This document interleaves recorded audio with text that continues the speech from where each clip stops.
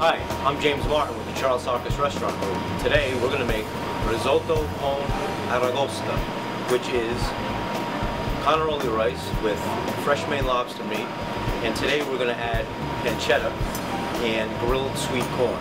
I just want to really emphasize how important with making risotto that you really need passion. And to make perfect risotto, it's never going to happen without that passion.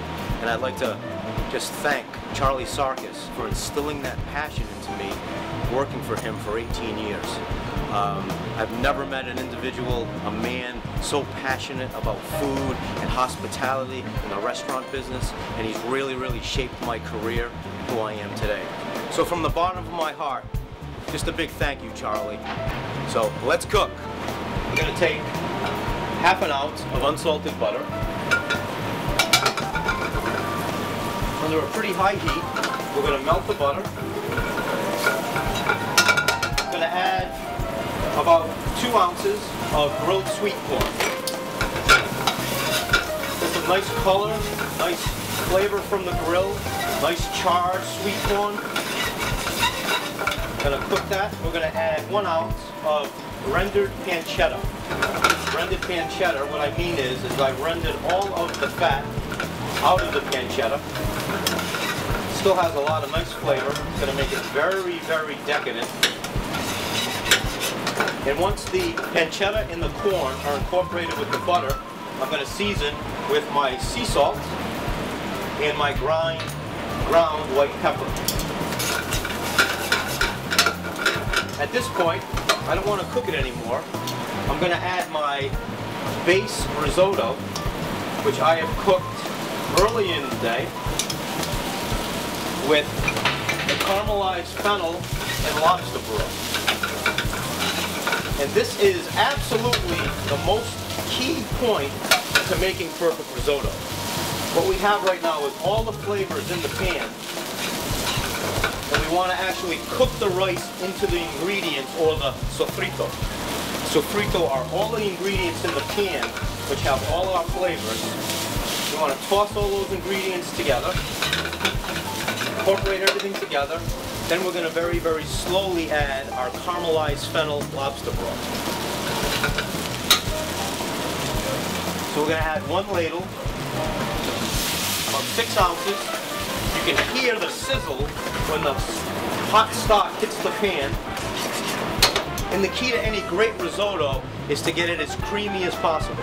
And we're never going to add cream because that's basically cheating. And to keep the integrity of authentic risotto like you were in Italy, in Tuscany, we would never add cream. It's all in extracting the starch out of the rice, and it's all about the passion. Bottom line, great, perfect risotto takes love, it takes passion. Final step. I'm going to add about a ½ ounce of unsalted butter. The butter is going to bring everything together. It's going to really add another layer of creaminess, very subtle flavor. Incorporate all that butter in.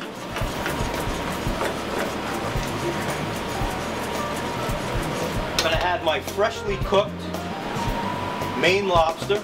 I have a whole lobster here, so I have the whole tail, the 2 claws, and some knuckle meat.